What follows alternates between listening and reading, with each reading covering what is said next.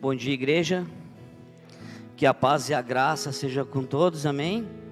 Bom dia a você que está no seu lar, nesse dia tão especial, onde que nós podemos celebrar o Dia dos Pais. Então quero dar os parabéns para cada pai. E também podemos celebrar nesta manhã o dia do nosso Pai maior, amém? Esse também é o dia dele, e nós não podemos inverter, porque muitas vezes a cultura na nossa vida faz nós esquecer das grandes coisas que Deus tem feito.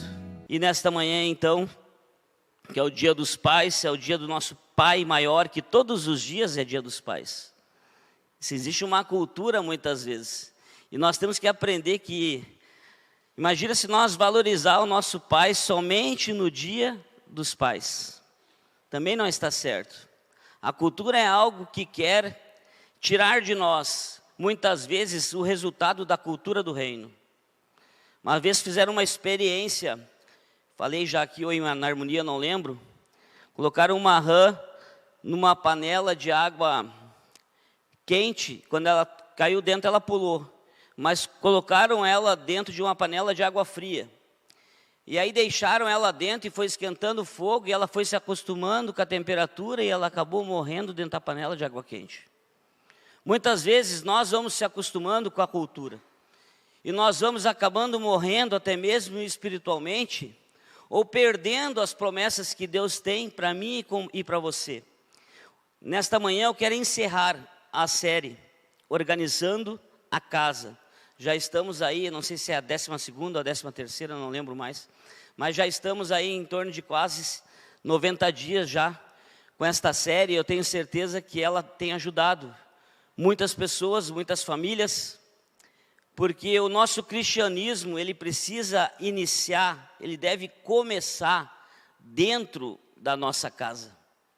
Então existe um engano muitas vezes na vida das pessoas, que preferem confiar muitas vezes em si próprio e deixam de confiar em Deus.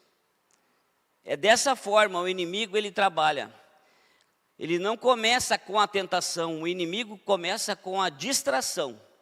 Quando ele começa a distrair a pessoa, aos poucos ela depois começa a ser tentada e ela acaba voltando às práticas que tiraram o resultado dela anterior. Então Jeremias 17:9, a palavra deixa bem clara que o coração do homem, o coração da mulher é enganoso. Aqui o homem serve para homem e mulher. Enganoso é o coração mais do que todas as coisas, e desesperadamente corrupto. Quem o conhecerá? Então o nosso coração, ele nos engana muitas vezes. Por que ele nos engana? Porque tudo começa na nossa mente, começa num pensamento, começa numa palavra de alguém. E aquela palavra, ela gera um pensamento na minha mente, que gera uma ideia, e essa ideia gerada gera uma prática, e essa prática repetida, ela se torna um hábito na minha vida e na sua. E um hábito na vida de uma pessoa se torna uma cultura. E essa cultura que eu e você temos, gera em mim e em você o nosso caráter. Então, Provérbios 23:7, a palavra é bem clara, ela diz assim: assim como a gente pensa, a gente é. Então, cada um de nós é o modelo que a nossa mente determina para nós. Nós somos o modelo que a nossa mente determina para nós. Por isso, o nosso maior inimigo, gente, não pense porque você vem a uma igreja que o seu maior inimigo é o diabo. Não pense nisso. Muitas vezes o nosso maior inimigo somos nós mesmos. A cultura que está sobre a minha vida, a cultura dos pais que estão sobre a minha vida, a cultura dos avós que estavam sobre a vida dos nossos pais, a cultura dos bisavós que estavam sobre a vida dos nossos avós. Porque a cultura que nós herdamos pode ser de uma geração, pode ser de 2 gerações, pode ser de 3 gerações, pode ser até 4 gerações, a cultura que está sobre mim e sobre você. E se é uma cultura que não está aliançada com a cultura do reino, nós devemos rever. Por isso que quando nós ouvimos a palavra, ela é como um espelho. O que a gente faz no espelho? A gente se arruma para tentar ficar mais bonito, não é assim? Ou melhor, às vezes não tem como ficar muito bonito, né? Mas sabia que uma pessoa que tem Jesus, tanto uma mulher quanto um homem, ela se torna bonita? A gente vê que o sorriso não é forçado. Não existe máscara. A gente vê que é real, que é verdadeiro, porque aquilo que ela fala, a gente vê nas atitudes dela.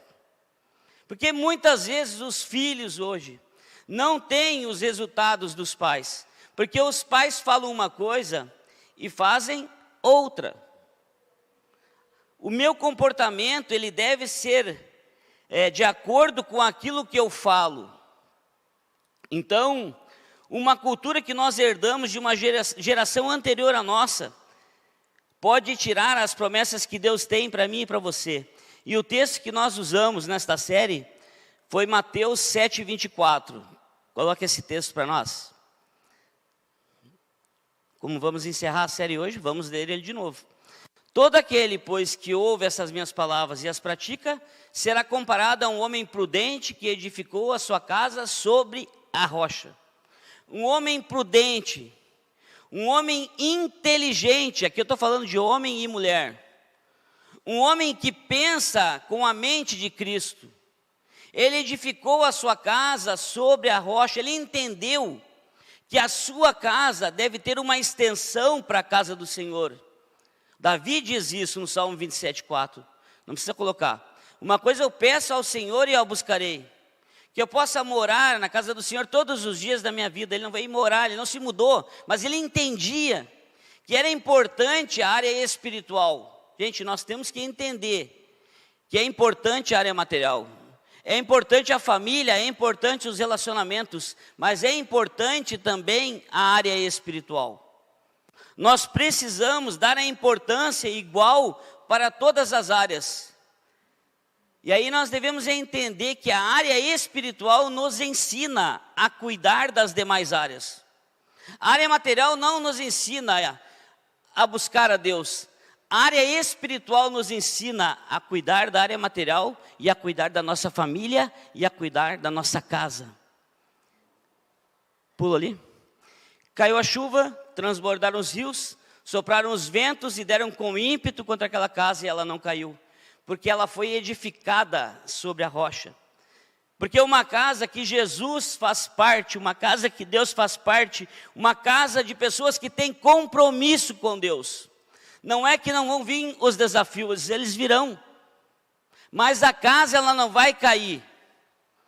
A casa ela vai continuar de pé. Você vai passando desafio por desafio. Gente, todos nós aqui temos problemas. E os problemas muitas vezes a gente quer que eles vão embora, né? Mas quando eles vão embora, parece que às vezes vem um pior do que aquele que a gente tinha, né? Se a gente soubesse, a gente fica aqui por enquanto que o outro é pior. É verdade.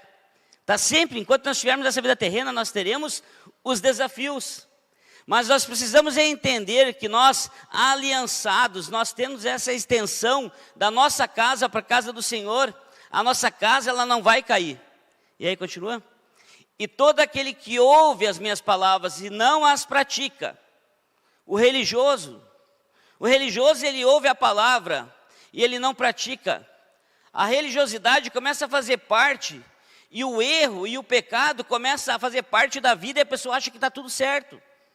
Está tudo normal. Não praticar a palavra se torna normal na vida da pessoa. E aí ela começa a confiar no braço dela e não começa mais a confiar no Senhor. E você pode ir muito longe confiando no seu braço. Mas você não vai encontrar satisfação para dentro da sua casa. Vai estar sempre faltando alguma coisa. Por que eu falo isso? Porque nada pode tirar o lugar de Deus na sua vida. Nem dinheiro, nem família, nem casa, nem bens. Sabe por que eu falo isso? Quando a gente vai visitar alguém no hospital e está na fase terminal, ninguém fala para mim do dinheiro, ninguém fala para mim do carro, ninguém fala para mim das viagens que fez, ninguém fala da empresa. Mas eles falam que eles queriam ter sido diferente com seus filhos, eles queriam ter sido diferente com a sua família.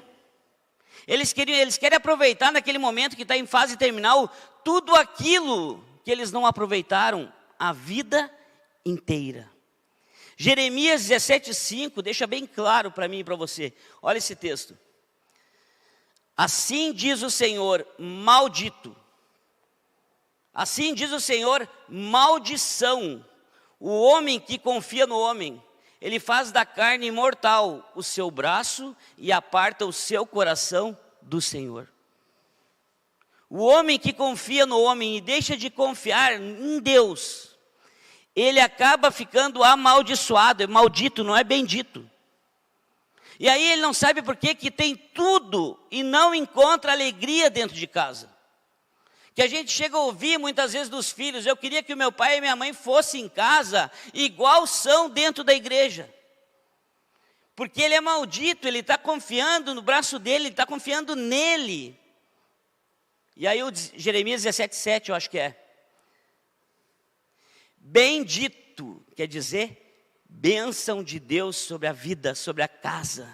O homem que confia no Senhor e cuja esperança é o Senhor.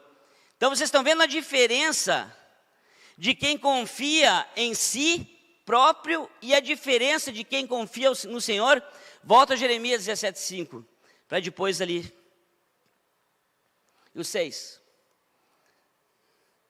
Porque ele será, o maldito que confia nele, ele será como um arbusto solitário, no deserto, e não verá quando vier o bem.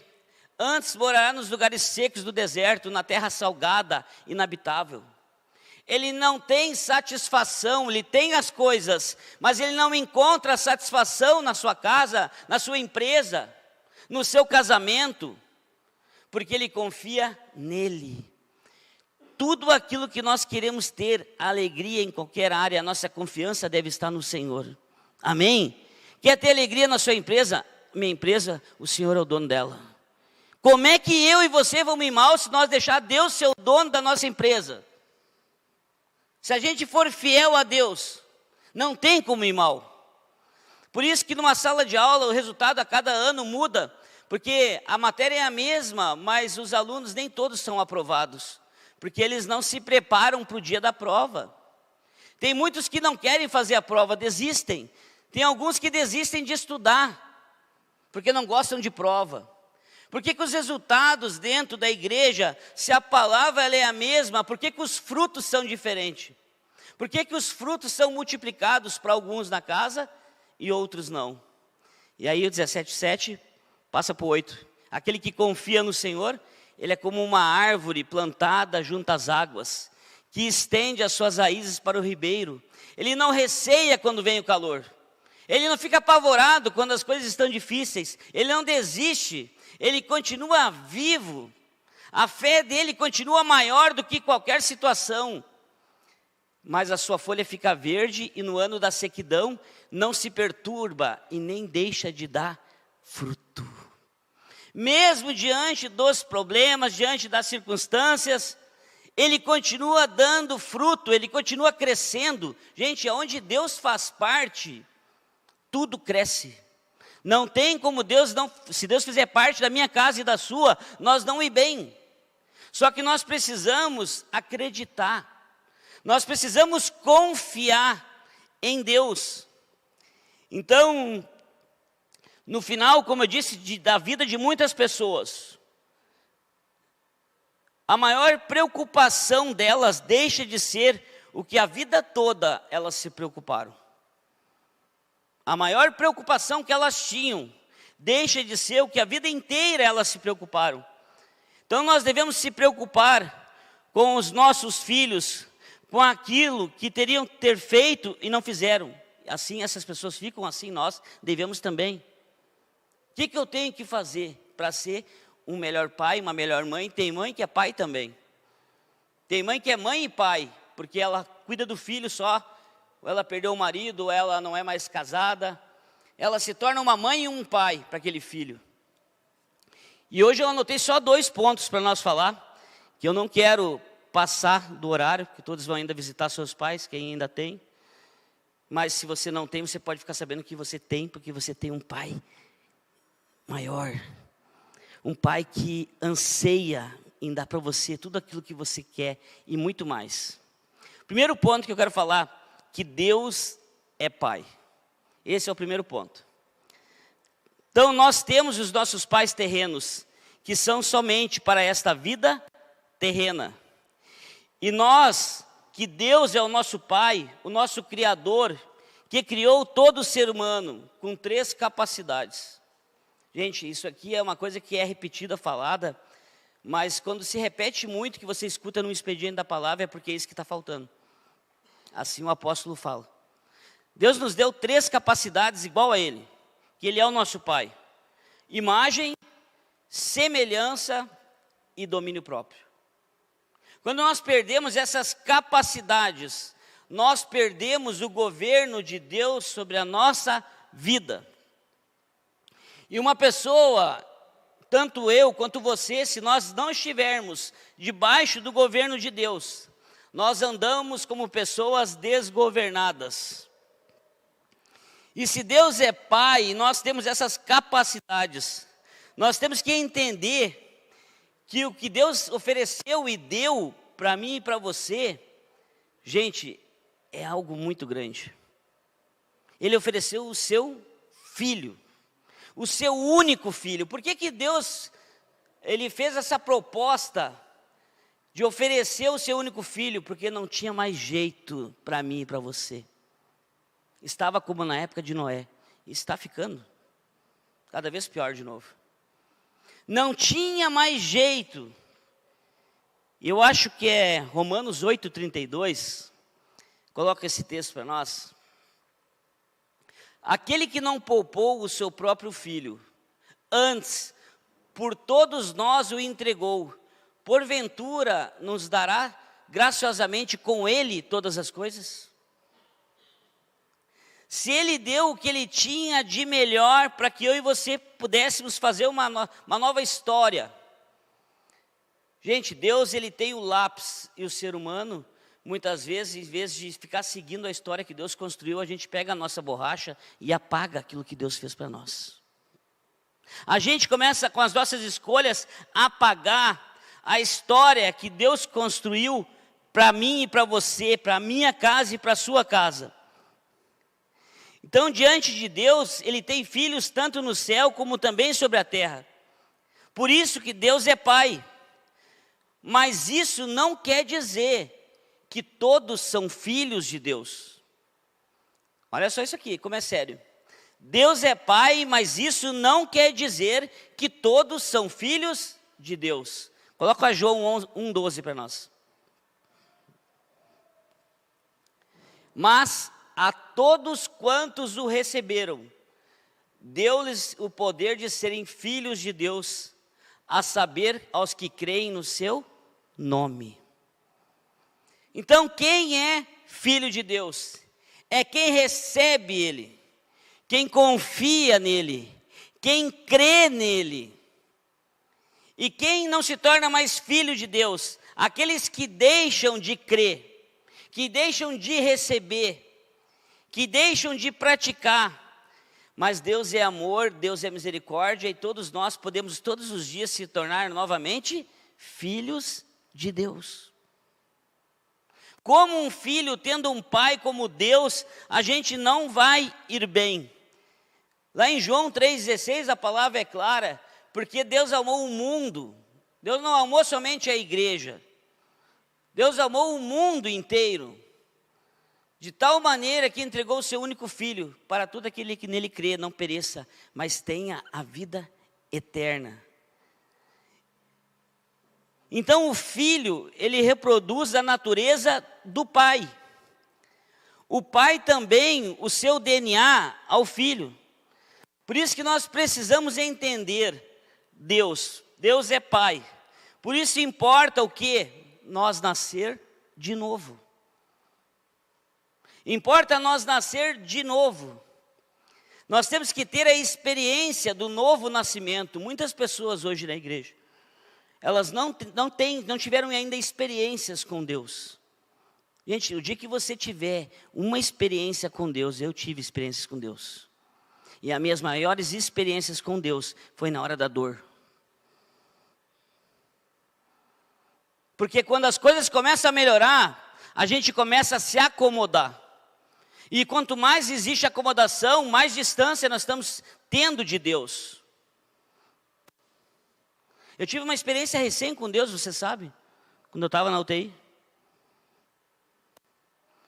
Quando eu cheguei dentro lá, e aí eu tive que dar tchau para a Rosângela, lá na ambulância e coisa assim. Quando eu entrei dentro daquele lugar que eu não conhecia ninguém em Farroupilha. Sabe o que é? Não conhece ninguém. Aí tu chega lá, eles tiram tudo, eles tiram a tua aliança, tiram teu relógio, tiram tua roupa, botam uma fralda. Eu disse, Deus, e agora eu estou sozinho aqui, eu não conheço ninguém, o que eu vou fazer aqui? Não, tu está comigo, tu não está sozinho. Aquela hora eu peguei aquela palavra, agora eu não morro mais. Agora eu não morro mais. Quem está com Deus, mesmo que morrer, passa da morte para vida. Então a experiência com Deus, como ela é importante, eu acho que é João 3,3, coloca esse texto para nós, eu não anotei esse. A isso respondeu, em verdade eu te digo, que se alguém não nascer de novo, não pode ver o reino de Deus. O que é o nascimento? É você morrer para aquelas práticas, aquela cultura que dominava você. E você nascer de novo para a cultura do reino, para praticar o que a palavra nos ensina.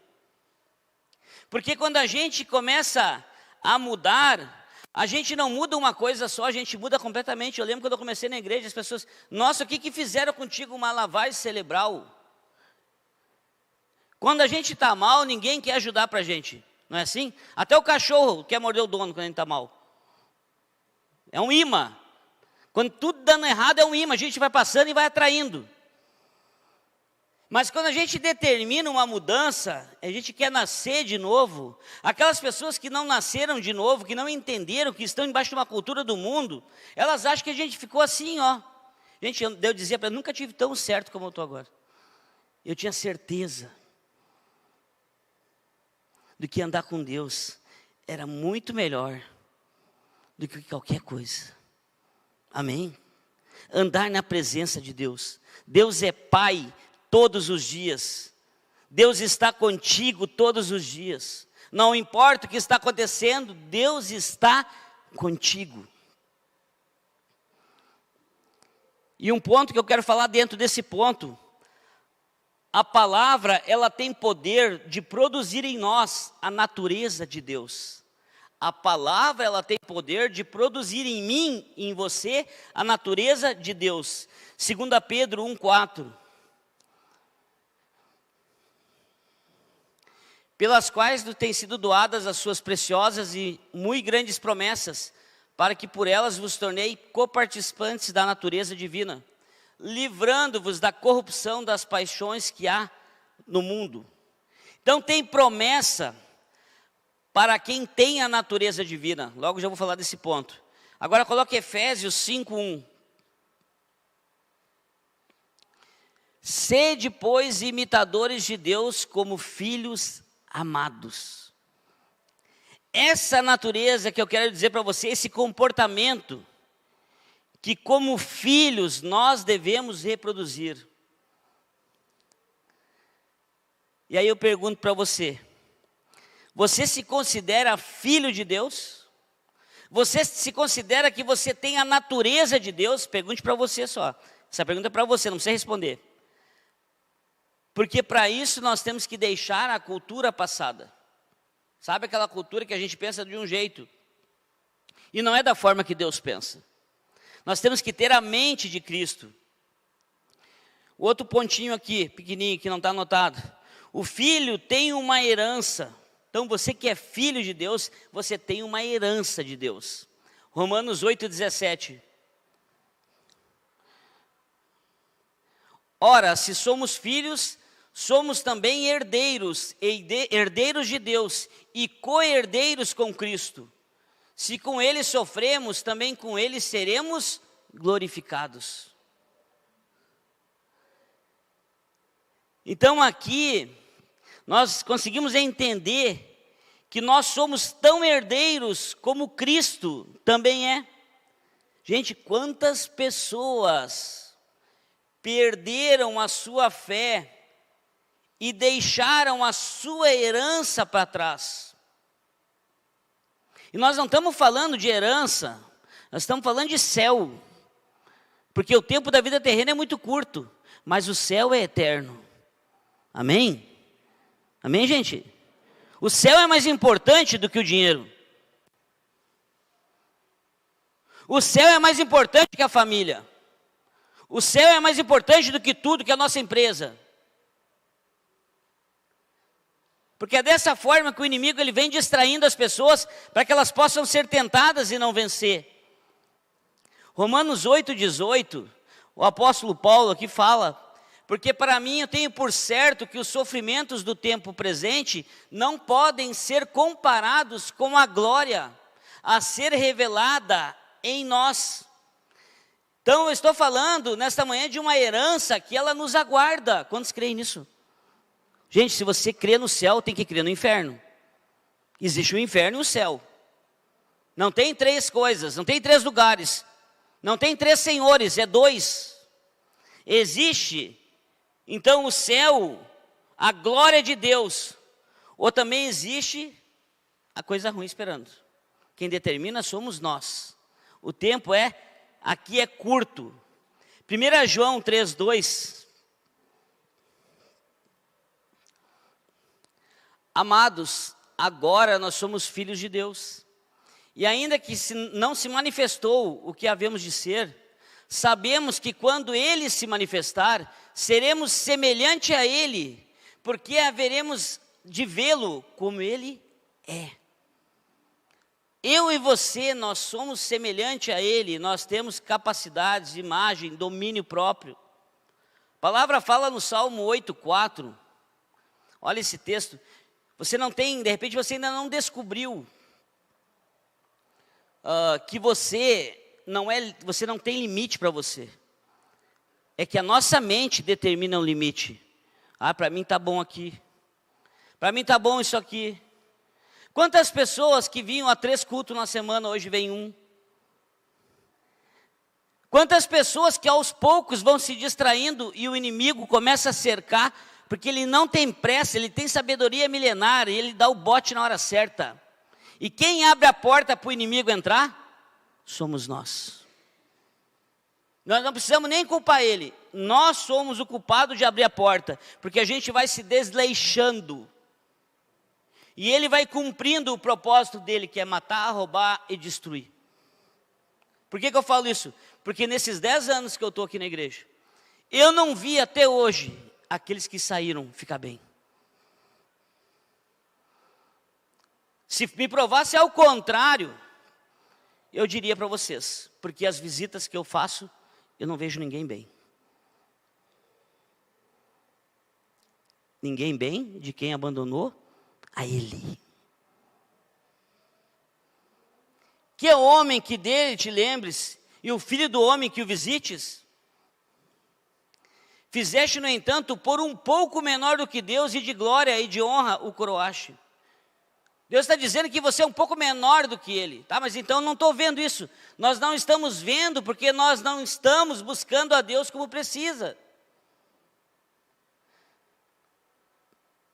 Quando eu comecei na igreja, eu comecei a entregar minha vida para Deus. Entregar minha vida assim, deixar a vida antiga e colocar a nova no lugar. Desconstruir e construir. Certo dia, Deus disse assim para mim, a primeira experiência que eu tive com Ele: tudo que eu tirei de ti, eu vou te devolver. E eu peguei aquela palavra que Ele me disse. Tudo que eu tirei de ti, eu vou te devolver.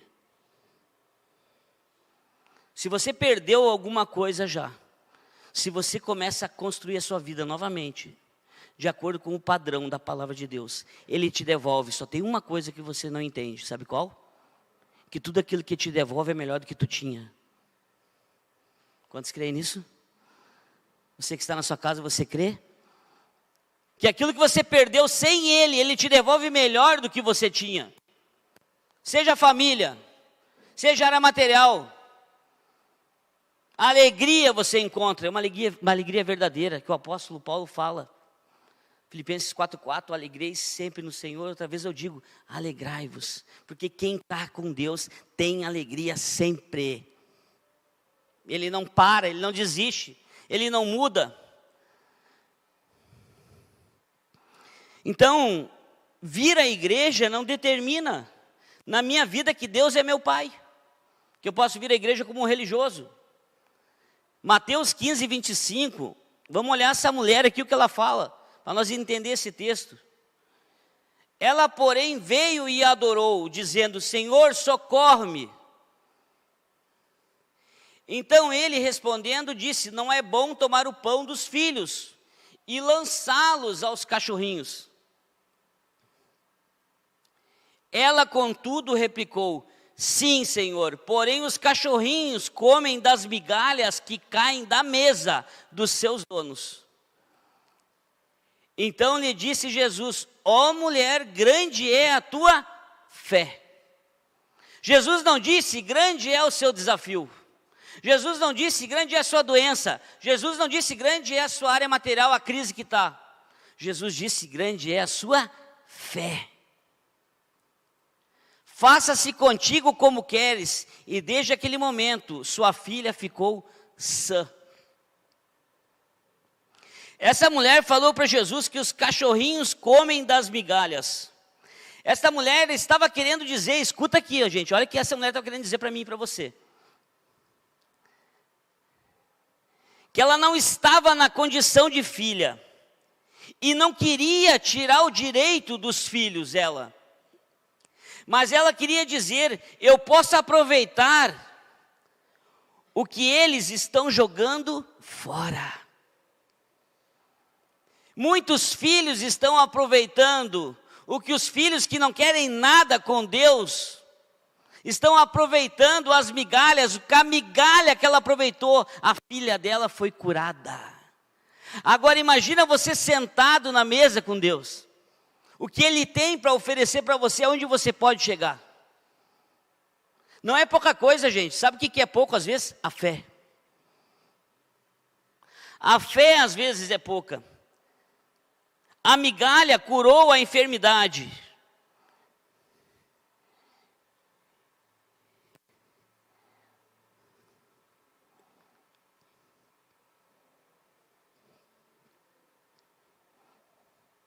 E é outro ponto dentro desse primeiro ponto, o amor desse pai pelos filhos. Gente, talvez a sua experiência com o seu pai que você teve ou tem, não foi boa ou de repente foi muito boa. A verdade é que nós não podemos olhar para Deus como pai com as experiências que nós tivemos com os nossos pais. Nós não podemos olhar para Deus como pai com as experiências que nós tivemos com os nossos pais. Falei no texto de Romanos 8,32, volta a ele. Aquele que não poupou o seu próprio filho. Se Deus deu o que Ele tinha de melhor, Ele pode fazer qualquer coisa. Você pode ter certeza que a sua necessidade, seja qual seja a área, para Deus ela é menor do que Ele fez. Porque o filho, Ele entregar o filho. Você consegue ver isso? Sabe você que tem filho, Ele entregou o filho. Será que isso não é maior do que uma doença? Será que isso não é maior do que uma área que está negativa na sua vida? Gente, eu e você, nós não somos um mendigo. Nós temos um pai que tem todas as coisas. Amém? Sabe quando uma pessoa se torna mendiga? Quando ela se torna mendiga espiritualmente? Quando a fé dela está pequena. Daí tudo dói, tudo está ruim. Tudo olha para uma pessoa, está ruim. Olha para outra, está ruim. Olha para o kit galeto, está ruim. Olha para o feirão, está ruim. Quando a gente já está mendigo espiritualmente, a gente está fraco espiritualmente. Essa reunião que nós vamos ter na terça é para todos aqueles que querem conhecer mais da visão. Você não precisa servir se você não quer. Mas venha conhecer da visão. O que a Luciane Brito disse? Ela sair melhor do que ela chegou. Porque servir deixa a gente melhor do que a gente é. Amém?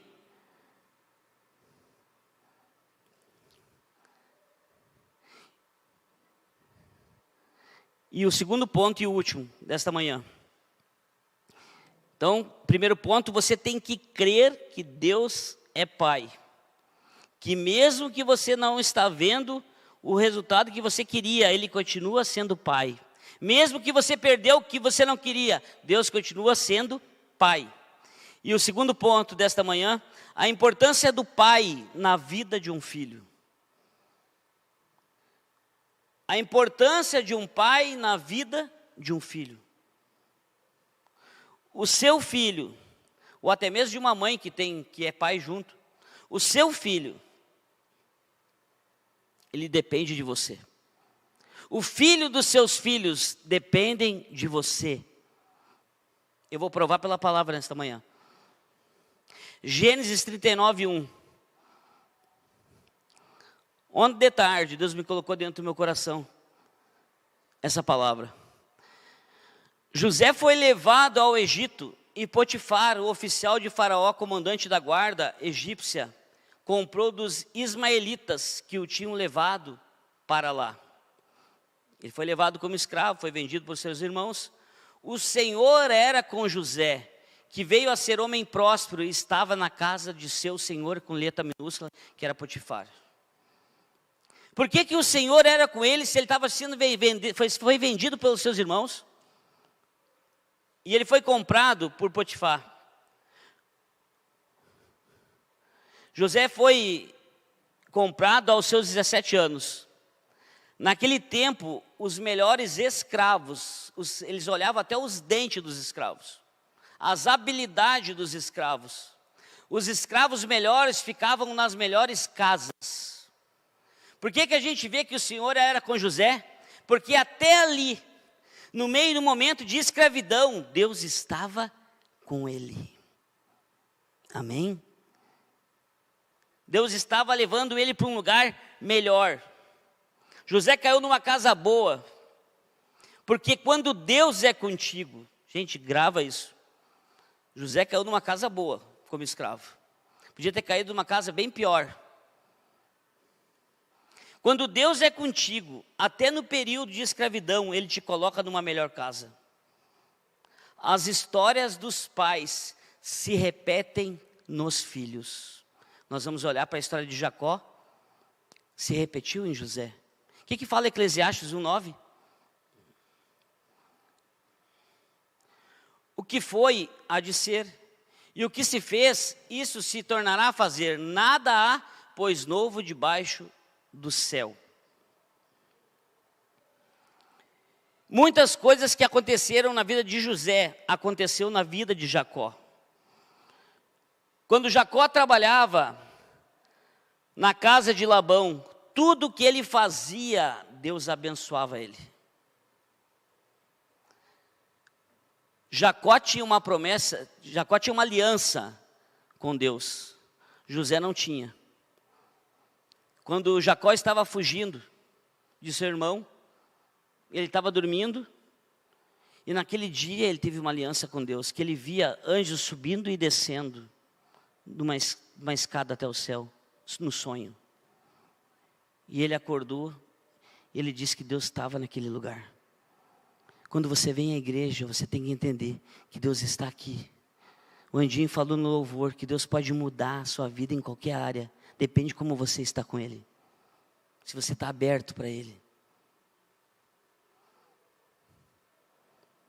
A bênção da vida de José abençoava a casa de Potifar. A bênção que Jacó tinha na vida dele, nessa aliança com Deus, abençoava a casa de Labão. E a coisa é tão forte que a gente vê que se repete, que Labão não queria deixar Jacó ir embora de lá. Porque enquanto Jacó estava ali, ele estava sendo muito abençoado. Sabe quando que Labão começou a olhar para Jacó diferente? Quando ele viu que Jacó estava muito abençoado. Tem pessoas que quando a gente começa a crescer, elas começam a olhar diferente. Elas não querem saber da bênção de Deus que está sobre a vida da pessoa. Quando Deus coloca os olhos em alguém, olha isso aqui veio do céu. Quando Deus coloca os olhos em alguém, não é você que ganha, mas é todo mundo que anda contigo. Amém? Quando você é uma pessoa abençoada, as pessoas que estão ao seu redor, onde você bota a mão, tudo prospera, quem está ao seu redor também é abençoado. A casa de Potifar era abençoada pela vida de José. A casa de Labão era abençoada pela vida de Jacó. Como se repete dos pais para os filhos, e isso serve de coisas boas e coisas ruins. Gênesis 39, 7. Quando está tudo bem, sempre tem algo ruim, né? Aconteceu depois dessas coisas que a mulher do seu senhor, que é a mulher de Potifar, pôs os olhos em José, ele disse, deita-te comigo. O homem de Deus e uma mulher de Deus, estou falando agora. Falei antes e falo agora de novo. Fica bonita, chama atenção, brilha. O que está nela. Nunca vem uma tentação antes da distração. Um homem de Deus e uma mulher de Deus, ela não cai. Ela vai caindo aos poucos. Sabe, ela não cai de vez. Um homem de Deus e uma mulher de Deus, ela não cai, ela vai caindo. Ela vai se acomodando, ela vai deixando as coisas. Ela vai se distraindo com outras coisas. E quando vê, caiu. Mas de quem José era filho, gente? Hã? Vocês conhecem? Vocês não conhecem essa passagem? De quem José era filho? Jacó. Tudo que você recebeu tem a ver com seu pai. Um pai, ele dá destino para os seus filhos. E nós, na maioria das vezes, nós repetimos o que nós vemos o nosso pai fazer. Isso de coisas boas e coisas negativas. Como José iria se deitar com ela, se não era o modelo do seu pai? Falei antes que Deus não tinha uma aliança com José, mas tinha com Jacó. Deus abençoava José por amor de seu pai. Se seu pai não tivesse essa aliança com Deus, como seria a vida de José? Se seu pai não tivesse essa aliança com Deus, como seria a vida de José?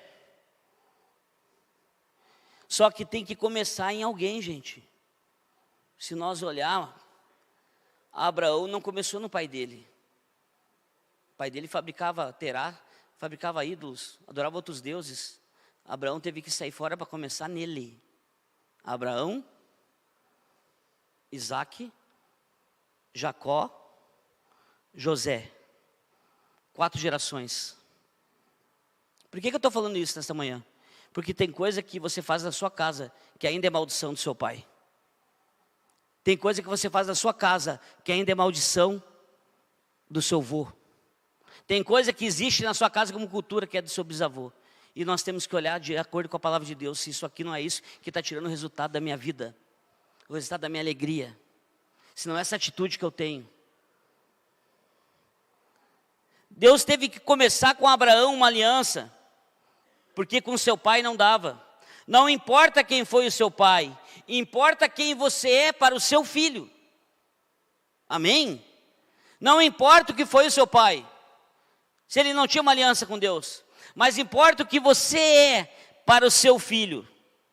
Isaque aprendeu com seu pai e ensinou os seus filhos também. Vocês estão vendo como se repete as coisas? Jacó ensinava para José, não o que ele falava, mas o que ele fazia. E eu provo aqui na palavra. Gênesis 33, 1.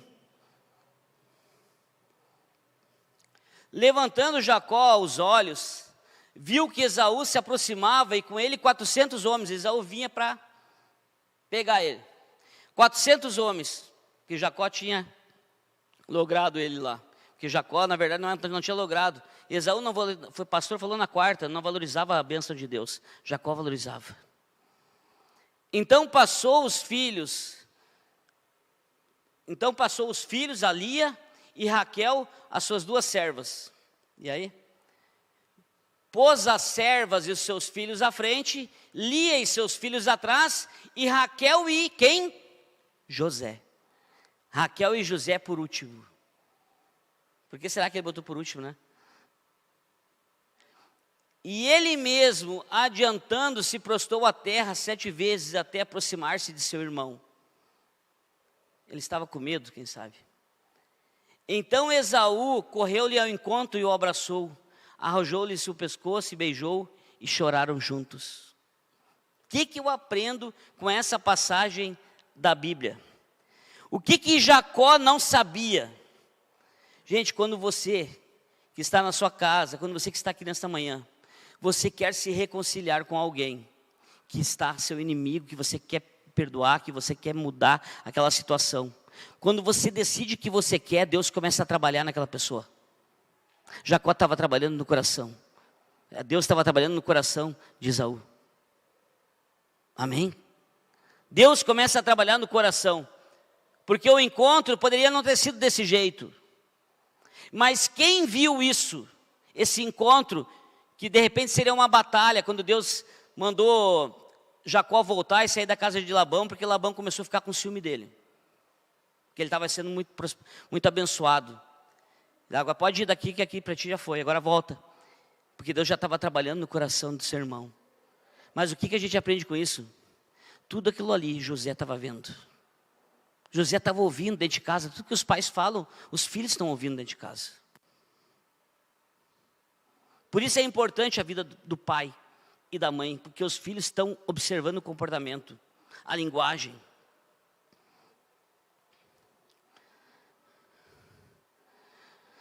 José ali viu a atitude do pai dele, que ele foi lá e abraçou e chorou.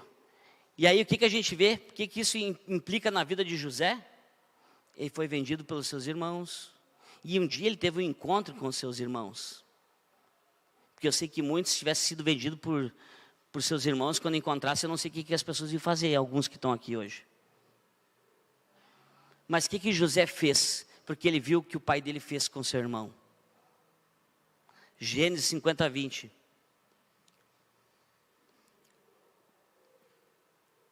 Vós, na verdade, intentastes o mal contra mim, porém Deus o tornou em bem, para fazer como vedes agora, que se conserva muita gente em vida. Olha aqui a resposta que José tinha para os seus irmãos. Tudo que Jacó fazia, José repetia. Por isso que eu disse que não importa quem foi seu pai, importa como você é como pai ao seu filho. Como seus filhos estão vendo você como pai. Se você tem compromisso com Deus, como você trata as pessoas. Eles não estão olhando o que você está falando, e sim estão olhando o seu comportamento. José ficou olhando o comportamento do pai dele no encontro de Jacó com seu irmão, que era para ser uma batalha e se tornou um abraço e amor. E isso ficou dentro dele, que quando os irmãos vieram até ele, ele não agiu diferente. Se Jacó falhasse na educação de José, uma geração de pessoas iria morrer de fome. Vocês estão vendo como é importante o ensino dos pais para os filhos? Uma geração de pessoas iria morrer de fome. Deus levantou você como pai para alimentar a geração dos seus filhos. Você consegue ver como é forte isso? A responsabilidade de um pai e de uma mãe. Para que os seus filhos não venham morrer de fome também. Morrer de fome, o que eu falo, é várias situações, não é comida. Fome espiritual. Porque eles crescem, depois eles vão ter as escolhas deles. A intenção do inimigo é tirar o pai de casa, para a próxima geração morrer de fome. É dessa forma que o inimigo trabalha. Ele quer tirar o pai de dentro de casa, para a geração dos filhos morrer de fome. E fome nas 3 áreas da vida. E nessa geração nossa, que nós estamos vivendo hoje, muitos filhos vão morrer de fome, porque os pais não têm aliança com Deus. Se Jacó não tivesse aliança com Deus, José não teria repetido o que ele repetiu, o que ele viu, o que o pai dele fazia. E Jacó, muitas vezes, muitos poderiam dizer, Jacó é conhecido como enganador, mas José não. Porque o erro dos pais não precisa continuar na vida dos filhos. Amém, gente? Porque o erro dos pais não precisa continuar na vida dos filhos. Por isso que hoje é um dia para você decidir como você está criando os seus filhos. Gente, é certo. Faz o que eu digo e não faz o que eu faço, não dá certo.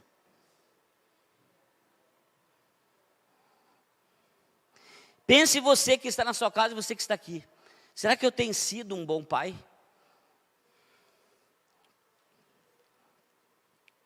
O que eu recebi do meu pai tem sido o suficiente para o meu filho? Ou eu tenho que começar em mim a mudança?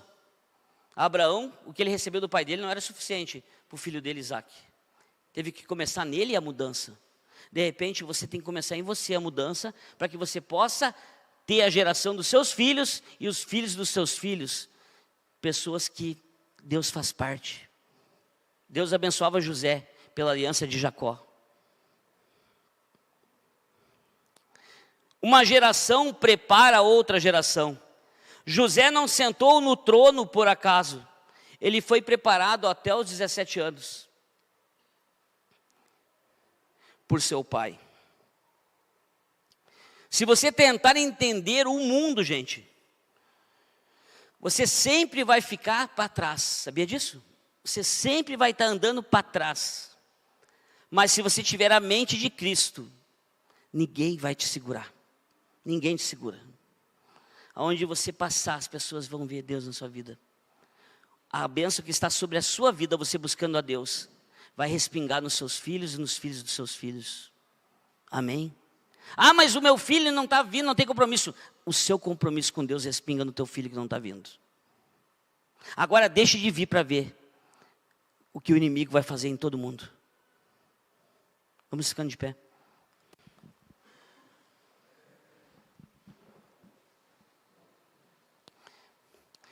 José senta no trono. Olha só isso aqui. José senta no trono com 30 anos. Mas ele morre com 110 anos. Mais de 80 anos ele governou. Tem gente que faz ao contrário. Sofre 80 anos e tem 10 anos de vida boa. Sofre a vida inteira porque não quer mudar. E o pior, que vê os seus filhos sofrendo depois porque não quis mudar como pai. Abraão viu, o que vai ser dos meus filhos se eu continuar praticando e vendo o que meu pai faz? E não vão ter comunhão com Deus. E Abraão entendeu e começou nele. Pode começar em você nesta manhã, para que seus filhos possam ver as promessas que Deus tem para você, para eles e para os filhos dos filhos. Então não importa quem foi o seu pai, se ele não foi bom, importa que tipo de pai você está sendo, que tipo de marido que você está sendo. É isso que importa. O seu futuro não é construído, gente. Você tem que aprender. Isso aqui é uma religiosidade, ó. O meu futuro não vai ser construído aqui hoje, nesta manhã, quando nós orar. Sabia disso? O seu futuro é construído quando você sai daqui, na segunda-feira, naquilo que você decide. Vir à igreja não vai mudar minha vida, mas é aquilo que eu decido. Olha, eu decidi nesta manhã cuidar da minha casa, organizar minha casa. Estamos encerrando essa série. Não sei qual que vai ser a próxima ainda, mas estamos encerrando. Eu decidi organizar minha casa, porque eu quero ver bem a geração do meu filho e do filho dos meus filhos. Se não começar em mim, se não começasse em Abraão, tantas gerações não seriam tão abençoadas. Abraão, Isaac, Jacó, José. Então o inimigo, ele queria travar a geração de José. E muitas vezes tem gente que está cheio de problema. E não vem, e muitas vezes vem na igreja para Deus livrar. Sabia que tem problema que nós estamos vivendo, que é Deus que permite nós passar? É Deus que manda os problemas para nós. Para ver se a gente acorda e volta mais para Ele. Para ver se a gente acorda e volta a entender que Ele é Pai. que a gente volte a confiar nele, que a gente deixe de confiar na força do nosso braço. Não é bem assim, é assim porque esses 10 anos de fé foi o suficiente para eu ver o que Deus faz com cada um de nós, o que Deus permite. Deus não permitiu Jó passar tudo aquilo, para ver onde estava o coração de Jó. Daí Jó diz, olha Deus, eu te conhecia de ouvir, mas agora eu estou te vendo. Então tá, agora tu está me vendo, então agora eu vou te dar o dobro. Deus sempre quer nos abençoar. Deus sempre tem o melhor para nós. Não importa quem foi o seu pai, o que importa é o pai que você vai ser para o seu filho. A mãe que você vai ser para o seu filho. Tem que começar em mim, tem que começar em você. Quero declarar sobre a sua vida nesta manhã, para você que está aqui, você que está na sua casa. Que você possa ter experiências com Deus. Que você possa ver Deus na sua vida. Que você possa ser cheio de Deus. Quando Deus me disse aquela palavra, meu filho, tudo que foi te tirado vai ser te devolvido. Eu não vi nada devolvido. Mas eu peguei aquela palavra, eu peguei com fé. Opa, Deus falou comigo. E numa tarde difícil que eu estava vivendo aquele dia que Deus falou. Muito quente. Sabe o que é não ter um vento? Não mexer uma folha de árvore naquela tarde. E eu passando de bicicleta.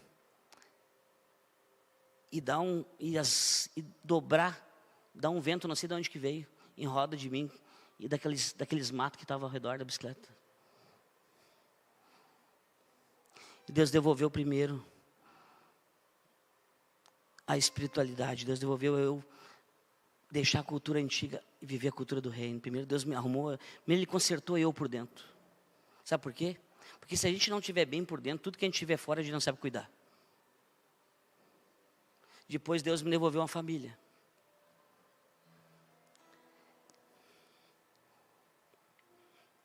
Deus me devolveu uma família. Tudo melhor. E depois Deus me devolveu a área material. Tudo melhor. Porque onde Deus faz parte, tudo é melhor. Não é quantidade. O que você tem perdido como pai? Deus está dizendo para você nesta manhã que Ele quer devolver para você. Mas você precisa perseverar. Porque quando Ele disse para mim, eu não vi nada que Ele estava devolvendo. E foi anos. E nesses 10 anos de fé, Deus devolveu todas as coisas melhores. E eu tenho certeza que Deus tem muito mais para mim. Sabe por que eu digo isso para você? Porque eu creio. Ninguém vai ter de Deus aquilo que não crê. Ninguém vai além do que crê. Porque o apóstolo Paulo, ele deixa muito claro. 1 Coríntios 2,9, assim está escrito. Que nem olhos viram, nem ouvidos ouviram. E jamais entrou no coração do homem o que Deus tem preparado para aqueles que o amam. De repente você está vivendo hoje como pai, como mãe na sua casa, com as migalhas. Está vendo Deus? Aquela mãe com as migalhas, ela conseguiu ter a cura da filha. Mas o que Deus tem preparado para você, é para você sentar na mesa com Ele e comer o banquete. Ter a satisfação em cada área, ter a alegria dentro da sua casa, ver a geração dos seus filhos e dos filhos dos seus filhos, de acordo como Deus quer que você veja. E não dentro da igreja e perdendo os filhos. Isso vai fazer toda a diferença na sua vida.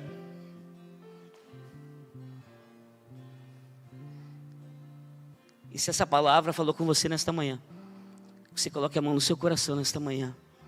E você fale com Deus. Aquilo que você perdeu, aquilo que você não encontra mais, Deus vai estar te devolvendo nesta manhã com o seu compromisso que você vai assumir com Ele. Com o seu compromisso que você é filho de Deus. Deus é Pai.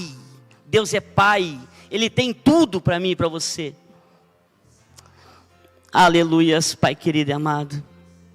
Nós te louvamos por esta manhã abençoada na Tua presença. Nós te louvamos porque o Senhor é o nosso Pai. Nós te louvamos porque do Senhor nós temos um banquete preparado para todas as áreas da vida. Paizinho querido, aqui estão os Teus filhos nesta manhã. Os lares que estão nos acompanhando, os Teus filhos que estão nas casas, Pai.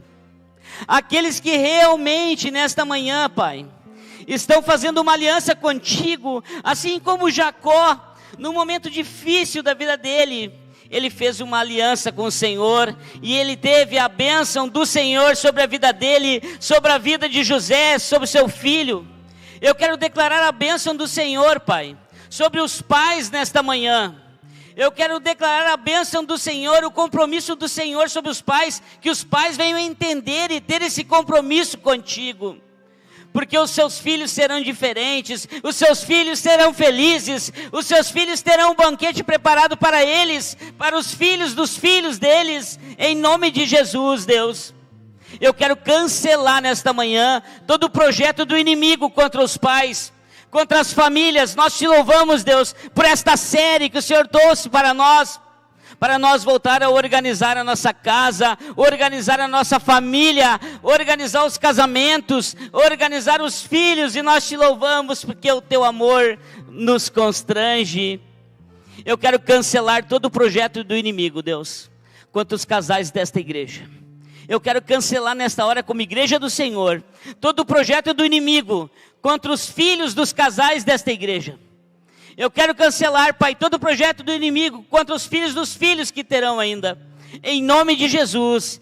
E eu quero declarar nesta manhã, que tudo aquilo que os teus filhos perderam, quando se tornaram religiosos ou quando te deixaram, nesta manhã, aqueles que estão realmente voltando para ti, o Senhor possa estar devolvendo no tempo certo, para que eles possam estar cuidando das bênçãos que o Senhor dá, e que não acrescenta dores às bênçãos, em nome de Jesus, amém e amém.